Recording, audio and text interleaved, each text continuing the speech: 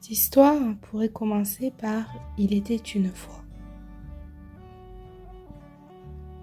Mais cette histoire va commencer par « Est-ce que vous pouvez y croire ?»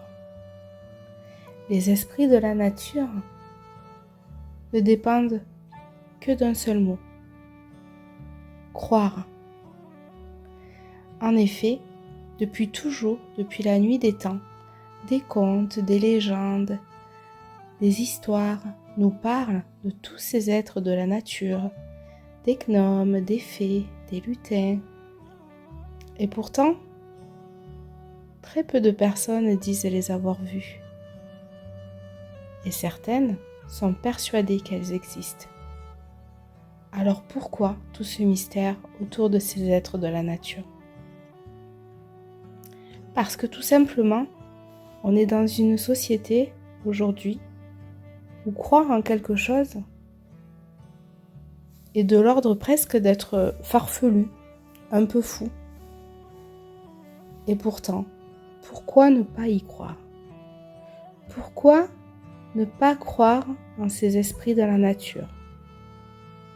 Quand on se balade dans une forêt, quand on va auprès d'un lac, quand on va en haut d'une montagne, quand on est vraiment connecté à ce qui se passe autour de nous, on est obligé de sentir des choses qui se passent au fond de nous, dans notre corps. Et qu'est-ce que ce peut être à part des vibrations, de l'énergie ? Mais d'où elle vient ? Elle vient des plantes, de cette nature qui nous entoure, de ces vibrations, de ces ondes.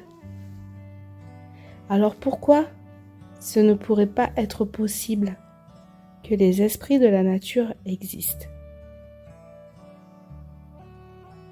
Pourquoi est-ce que ça ne serait pas possible de voir une fée, un lutin, un gnome ?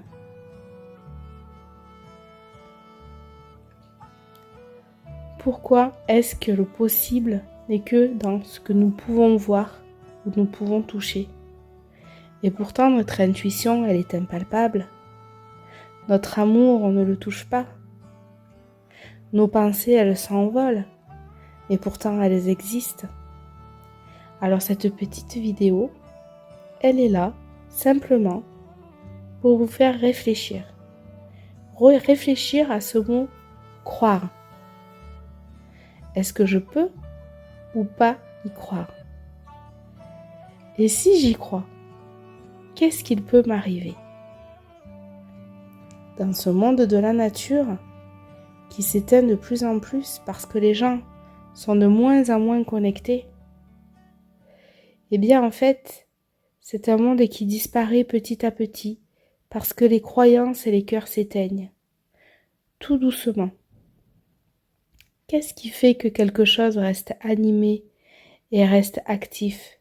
C'est parce qu'on le nourrit de nos pensées, de notre amour, de nos vibrations. Qu'est-ce qui fait qu'un amour peut continuer à exister ? C'est parce qu'on y croit, qu'on y pense et qu'on le nourrit. Et en fait, au fil des années et des temps, les esprits de la nature se sont éteints parce que les gens ont oublié de les nourrir, d'activer, d'y penser et d'y croire. Alors, si vous pouvez réfléchir à ça, faites le parallèle avec l'amour. Si vous êtes capable d'aimer, alors vous êtes capable de voir des fées, des lutins, des gnomes, toutes ces petites bêtes et ces petits esprits de la nature. Parce qu'il suffit simplement d'y croire, d'y émettre une intention, une vibration. Donc je vous laisse croire et rêver.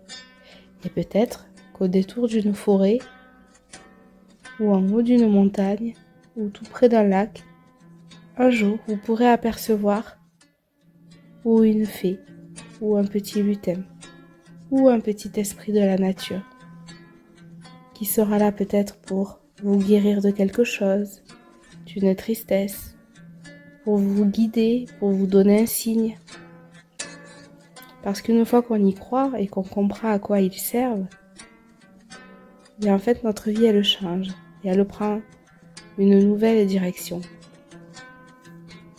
Voilà, je vous laisse réfléchir et je vous dis à bientôt pour de nouvelles histoires.